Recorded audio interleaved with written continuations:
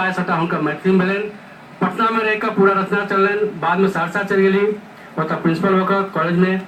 बाद में जखन दिल्ली रिटायरमेंट के बाद अपन पुत्र श्री संजीव के साथ एली तखन पूरा के पूरा अपन मतलब समय साहित्य साधना में लगा दिलखिन। और पिछला 2 वर्ष पहले इनका मैथिली भोजपुरी अकादमी अति साहित्य अकादमी के तरफ से इनका अवार्ड सेहो भेटलनि साहित्य अकादमी के।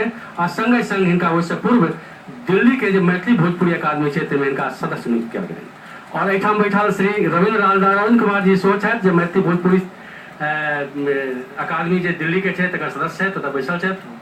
तो आब हम डॉक्टर शेफालिका वर्मा से निवेदन करबनि अबैत एहि पोथी के विषय में हमरा सबके किछु ज्ञानवर्धन करैत। डॉक्टर शेफालिका।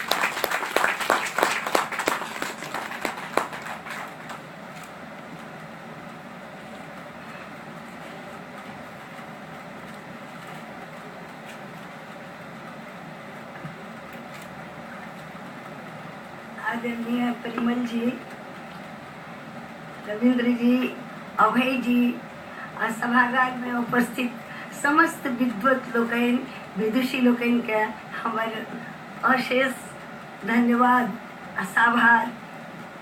आइ हमरा लेल ई बहुत सौभाग्यक विषय थी जे हम परिमल जी के किताब के विमोचन कर रहल छी। ई विश्वास नहीं भ रहल अछि हमरा, मुदा हम जोग छी कि नहीं छी सेहो नहीं जानै छी।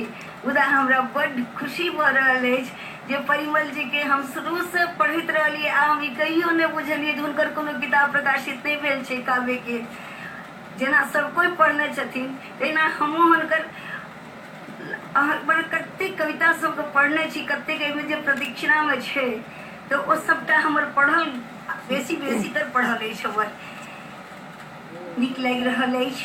ई प्रदक्षिणा लागैत अछि जेना एकटा पढ़ला के बाद हमरा लागल जेना कि एकटा सौंसे कोनो देवलोक कोनो भावलोक के प्रदक्षिणा कर रहल छी। एकटा अमर ज्योति लऽ कऽ माँ सरस्वती के प्रदक्षिणा कवि कर रहल छै। एहिना ई प्रदक्षिणा नामो एहने सार्थक अछि। प्रदक्षिणा कवि एकर एक एक शब्द जे छै एक एक कहै छथिन जे एखन कुछ बाजलखिन कवि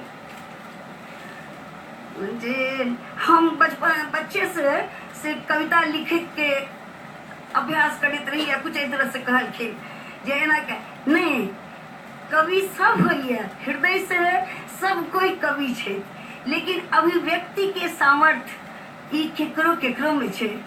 सबक हृदय में कविता घुमड़ै छै। कविता पढ़ के सबक हृदय में एकटा अपनत्व के भाव लै जेना हमर अपन चीज छी, मुदा सबके ओकरा अभिव्यक्त नहीं कर सकै छथिन। Poetry is the spontaneous overflow of powerful feelings. सृजन के पीड़ा माइये जानैत छै। जेना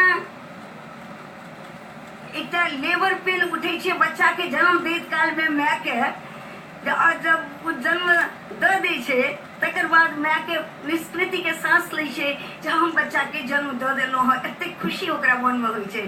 तहिना एकटा कवि के हृदय में जखन ओ कविता आलोड़न करऽ लगे छै, जखन वो कविता उमड़ऽ लगे छै तो एकटा अव्यक्त बेचैनी जकाँ वो अपना आप पर रहै छै। बुझ नहीं सकै छथिन बेचैनी हमर कथी के छी, लेकिन ओ बेचैनी जखन कागज पर उतरि जाइ छै, जखन कविता जन्म लऽ लै छै, ओ मानस शिशु कवि के जन्म लऽ लै छै, तखन कवि एकटा अपना आप के बड्ड हल्लुक बुझै छथिन। लागै जेना कतेक पैघ काज हमरा से भऽ गेल, जेना हम कतेक आ जा ओ लेबर पेन उठैत रहै छै तऽ ओ कतेक बेचैन रहै छै।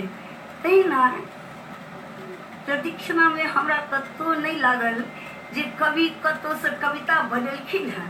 लागै छै जेना हुनक हृदय से सबटा भाव एतेक नीक भाव जे जेना कि हरियर हरियर कागज हरियर हरियर पल्लव के बीच में कतेक तरह के फूल मुस्काइत रहे छै। तहिना प्रदक्षिणा के भाषा रूपी पल्लव के मध्य भाव सुमन खिलखिला रहल छै, चिठिया रहल छै। लागै छै जे कते से एतेक सुंदर भाषा शैली हिनर आयल छै, कते से एतेक सुंदर ही कवि लिखने छथिन जे कवि अपनों के नहीं बुझ रहल छथिन।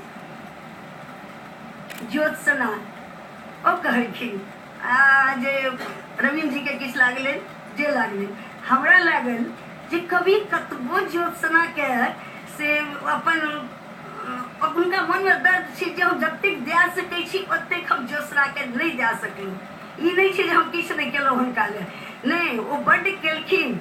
और सौंसे काव्य में, सौंसे दीक्षा में वो ज्योत्सना जे पसरल छै, जे कवि के प्रेरणा छथिन, जे कवि के समस्त घर के, तन के, मन के जे अपना में विशुद्ध केने छथिन, वो ज्योत्सना हम देखलिए।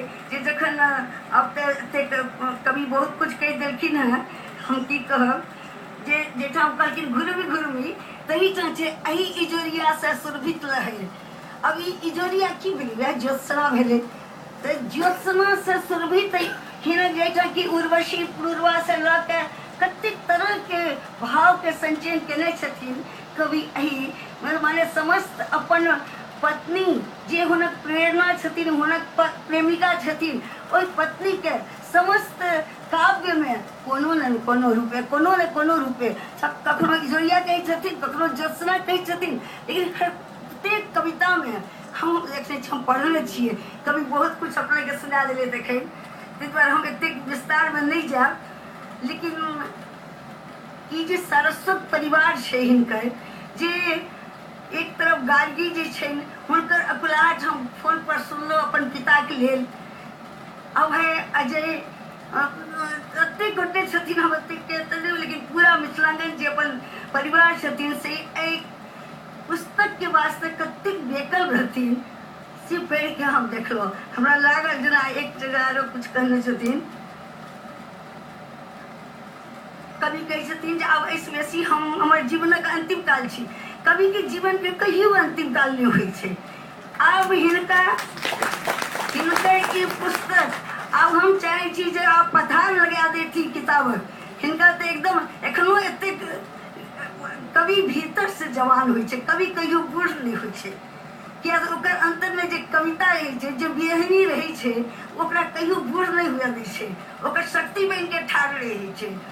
ताहि दुआरे हम सोचै छियै जे आब हिनका जे छै परिमल जी के कहै छै जा तक कोनो फूल में सुगंधि रहै छै मुदा हवा नहीं बहै छै तऽ ओ सुगंधि कतौ केना पसरतै। तहिना एहि परिमल के पसारे के वास्ते जे ई प्रकाशक सब हिनक प्रदीक्षिणा के सामने आनने छथिन, एहि लेल सब कोई परिमल से सुवासित भ गेलखिन मैथिली साहित्य के। और सबसे पैघ बात छै समस्त कविता में कतौ न कतौ मिथिला के संस्कार, मिथिला के संस्कृति कतबो। एक तो छोट सा बात, मिथिलांगन, हम दिल्ली एलहुँ, मिथिलांगन देखलिए तरी अरे ई तो दिल्ली में मिथिला के आंगन अछि, आंगन कहाँ बिसरल छी हम। हालांकि अब हम ई सब द्वारिका चलि गेलखिन हैं, हम बहुत कम जा पाबै छी, नहीं जा सकै छी द्वारिका तारिका। एहिठाम रहथिन तऽ मिथिलांगन से बहुत जुड़ल रहैत रही। तहिना कवि बाहर रहियो के अपन मिथिला संस्कृति से, मैथिली से, मैथिली संस्कार से जुड़ल छै। यह जे छै से समस्त कविता के आखर आखर में छिड़ियाल छै। समस्त कविता के भाव सौंदर्य जे छै हम नहीं कह सकै छियै। जब एतेक हम विस्तार में नहीं जाब, हम सब बाजे बहुत किछु चाहैत रही, मुदा कवि बहुत किछु बाजि देलखिन हैं, एहि दुआरे कोनो बात नहीं छै। अब एहि सब चीज सब अपने के हम धन्यवाद दै छी जाने के वास्ते। अंत में हम एक चीज अपने के सुनबै छी।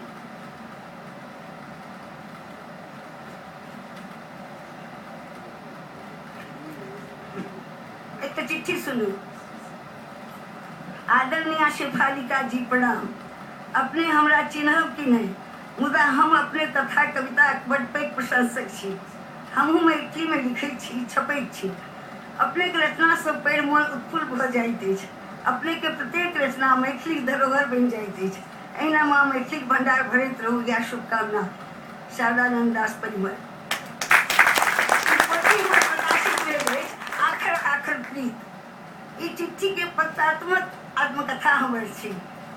ताहि में ई चिट्ठी रहे, तखन हमरा समाल भेटल जे एना ना आबे के वास्ते एहिठाम।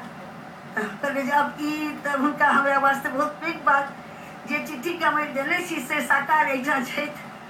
तऽ एहि दुआरे हम ई किताब हुनका समर्पित करै छी। अपने सबके बहुत बहुत आभार और बहुत बहुत धन्यवाद जे हमरा अहाँ एहिठाम आबे के मौका देलहुँ।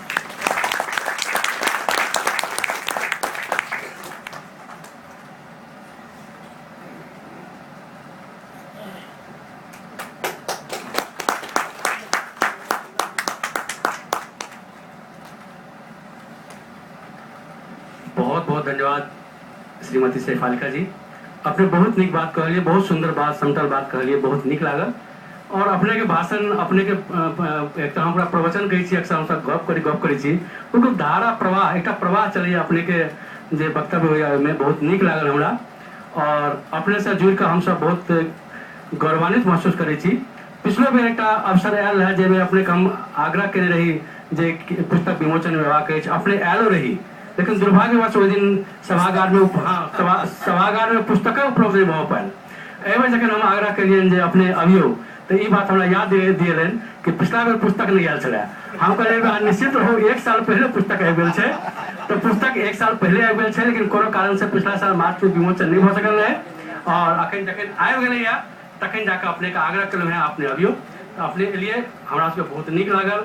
हम सब गौरवान्वित महसूस कर रहल छी, सब गोटे सभा घर में बैठल जे सब कोई सोचि रहल छै जे अपने आयल छियै, तो हमरा सबके बहुत निक, बहुत गर्व के बात। आब एकटा हम अहाँ पे सूचना दै छी जे ई जे पुस्तक छै